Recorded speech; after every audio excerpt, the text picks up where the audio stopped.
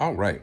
So, quietly, over the past 2 weeks, a story has been slowly drip feeding itself out into the masses about a renegotiated deal between Adidas and Kanye West, or Ye, should I say. But I'm going to call him Kanye West because that's what everybody for most of his life has known him as. And just because he decided to change his name on a whim doesn't mean that everybody has to recognize or acknowledge that. Who cares about what you want? But that's not what this video is going to be about. Today we're going to be talking about what kind of a message is it supposed to send to supporters, or I don't even know, I guess stakeholders, let's use the magical term here, stakeholders of Adidas, to show that they would move away from a polarizing figure like Kanye West so quickly without the thought of all of the money that they were going to lose alongside of that. Like, if I was a person who had vested interest into Adidas, I would be kind of upset about that, right? Let's think about why they did that.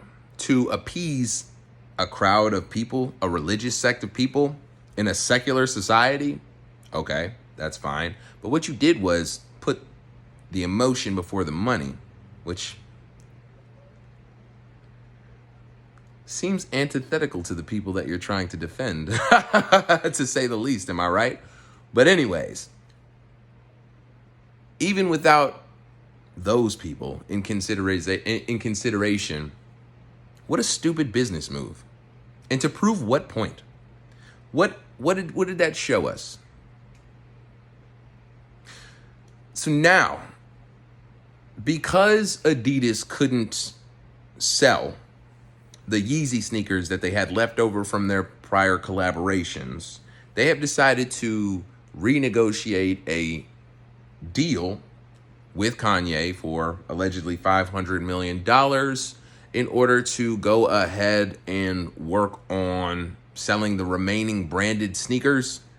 And from what it sounds like, it's kind of ambiguously worded, but it also sounds like they are going to be paying him for the remaining designs that they have that are unproduced and removing Yeezy branding so that they can still sell them, or they might be produced, I don't know. But designs that he made for the company under contract are going to be repurposed without the Yeezy branding, is what it seemed like was being said here. Pardon me, I'm doing this while I'm also cooking curry chicken.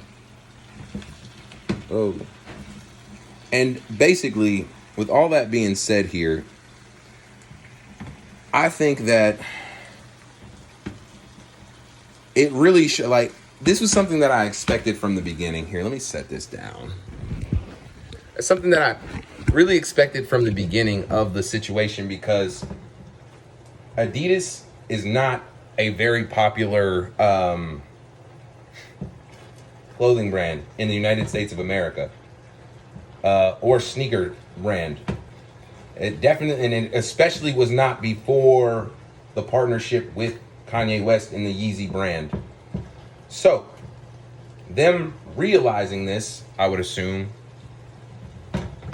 much after the fact, I think that their strategy was to remove him during the time that the controversy that he had sparked was sore in everybody's minds and hearts, and then silently move back to a partnership with him once it had died down and they've collected all of the, the virtue signal points. And I am so utterly disgusted by these practices because none of it's real. Like, anytime that a business in this day and age is taking a stand for something, it's not because they actually care. It's because they think that it will be profitable to them. Or anytime that they do actually care about something, they have to weigh whether or not it will be profitable to them, which, granted, going back to what I said at the beginning of the video, it's a company's priority to make sure that it stays profitable in the eyes of its stakeholders. So I can understand why they're doing that. But I just want people on the outside who are not stakeholders in Adidas to realize how nasty of a practice that is in general. Because I'm not going to sit here and pretend like Adidas is the only one who did it in this situation or does it in general. Businesses always do that kind of stuff. When you lose favorability with the public, they're going to move away from you. And when you're back favorable again, they're going to move towards you. Can I blame, you have to blame the people who pay for it, because you guys, meaning the consumers, those are the ones who drive these kind of factors, meaning that when you stop buying the shoes because Kanye West is not a part of the group anymore, the stakeholders pretty much have to take heed of that. And of course the business does, and adjust their methods accordingly. So I would say, don't be so easily satisfied. Don't go back to buying Adidas just because they decided to pick up a Negro again, because that's what it feels like to me. I'm not going to sit here and cry racism, because Kanye West is one of the highest paid black people on the planet. But I am going to say that, like, when you when you get rid of a person so readily and then bring them back once you realize that it's losing you money,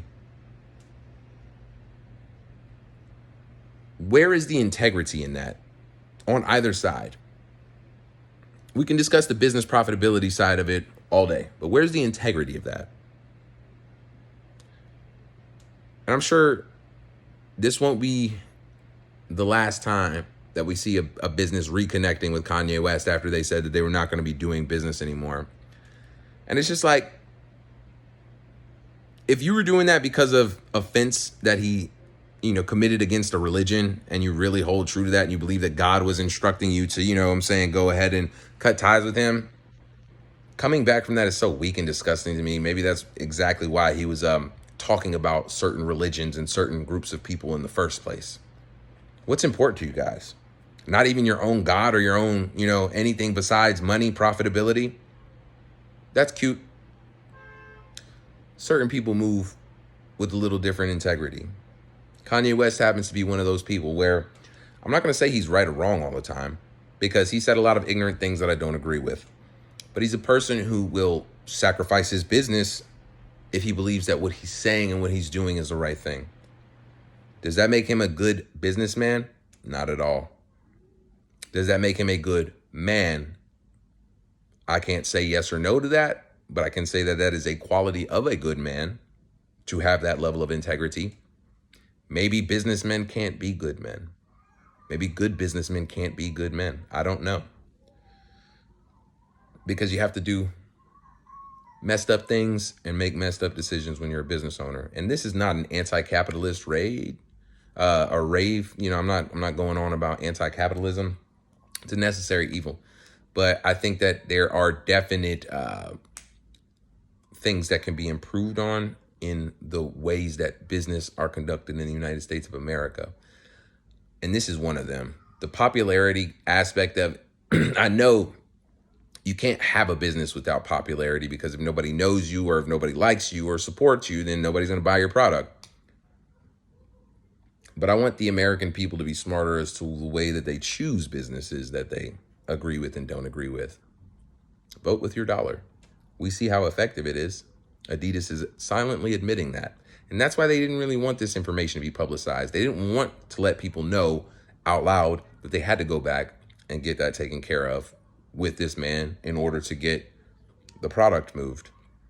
But that's what they had to do.